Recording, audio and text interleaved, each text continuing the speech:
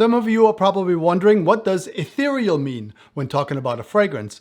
Well, in the description I wrote this: a blend of elegance, mystery, and sophistication, with airy notes of fresh woods, crisp citrus, and a subtle spice. Ethereal fragrances create an otherworldly aura that lingers to leave a lasting impression without ever being overpowering.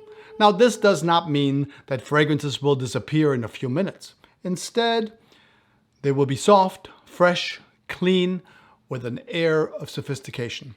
In my experience, this is exactly what most women prefer their guys to smell like.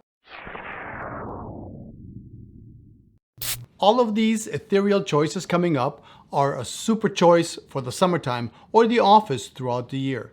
We'll start with the Solar Lavender from Issey Miyake. This is a relatively new one from 2024. Solar Lavender has a simple note breakdown. Very simple, actually. All you're going to have here is going to be some pepper, some lavender, and cedar. At least it's the only notes that are listed. If you look on Fragrantica, the first comment is from Solar Lavender is going to be from a lady named Marna. She says, "Damn, I do love when boys smell like this." So thank you, Marna, for confirming, my sentiment. Solar Lavender doesn't smell like an old-timey barbershop at all. Instead, it has an almost aquatic woody feel, soaked in sunshine. This particular lavender is very delicate while maintaining its masculinity. This is a fantastic choice for a clean, ethereal, woody, slightly aquatic, sun-soaked day with a soft lavender undertone. Solar Lavender is a phenomenal ethereal summer fragrance. If you enjoy cedar, then my next one from Karl Lagerfeld is also going to be a really, really nice fragrance, sort of on the ethereal side. It is from the Le Parfum Materials line or Material collection. This is a collection singling out sort of individual notes like amber, cypress, and in this particular case, cedar. Bois de Cèdre is also a slightly aquatic fragrance due to the sea salt and ambergris note in this one. All of the fragrances in the Le Parfum Materials line have sort of a mellow approach. This one has a soft sort of violet citrus opening with a popular clary sage, and the cedar note is sort of in the background. This Lagerfeld and the other ones from the line are really super choices if you're a little bit more on the price conscious side.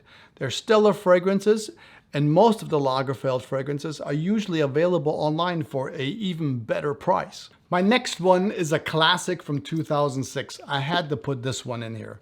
It has stood the test of time, and it will definitely continue to do so. It is going to be Versace Man Eau Fraiche. Every time I smell this fresh starfruit classic, it reminds me of summer.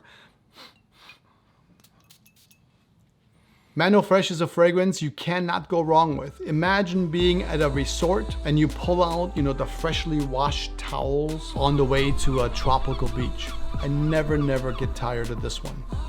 If you like this one, it's been out since 2006. If you want something along this line, but you want something a little bit newer, then some alternates with that similar sort of fragrance profile, then you could go with something like the Dolce & Gabbana Light Blue Pour Homme Intense from 2017, or you can also go with the Summer Vibes fragrance. Now, they don't smell alike, but they will give you a similar feeling while wearing them if you find that the Eau Fraiche doesn't last long enough. I just resprayed this one, but it's such a wonderful one from 2006. One we have to have in this kind of ethereal list is the Prada L'Homme from 2017. Completely different from the Versaces and the Dolces. This L'Homme is a beautiful, fresh neroli, sort of drier sheet scent with a soft note of iris. Absolutely fantastic. Loved wearing this one in the summer. Clean and slightly powdery comfort, polished and sophisticated. This is the one that's blue in the back. Prada L'Homme will not overpower the competition at all, but you will stand out in closer quarters due to the sheer uniqueness of this, ethereal scent. Gorgeous. If you want to amp up the iris and lose some of the powder from this one, then you could go with the original one in the black bottle. Gorgeous fragrances, and you can't go wrong with either one. This one's going to be a little bit more powdery. This one is going to have an amped up iris in it. Both of them stunning. Now I do have another one from Prada you have to get your nose on if you haven't yet. It is also an older one, but don't worry, just like the Man Eau Fraiche from Versace, this one also stands the test of time. I'm talking about Prada Amber Pour Homme from 2006. One of my all-time favorite fragrances. Once again, we have a neroli note in this one, but this time it's going to be hidden behind some warm resins. Man. And spices like cardamom, and there's some myrrh in here as well. Super smooth, slightly soapy, with rounded notes of, some labdanum, orange blossom. This is a masterpiece right here. It manages to stay light while still having some density from the vanilla and the patchouli. Absolutely gorgeous. Soft, clean, effortless luxury. Prada Amber Pour Homme is still available online, but the prices for this one, for this ethereal one, are going up quickly. So get your bottle while you still can before it gets too expensive. Let me get up another spray. Love this one. I recently bought all of the Brioni fragrances, and the 2021 Eau de Parfum fits into this sort of ethereal category beautifully. I remember smelling it for the first time thinking, wow, this is, so weightless.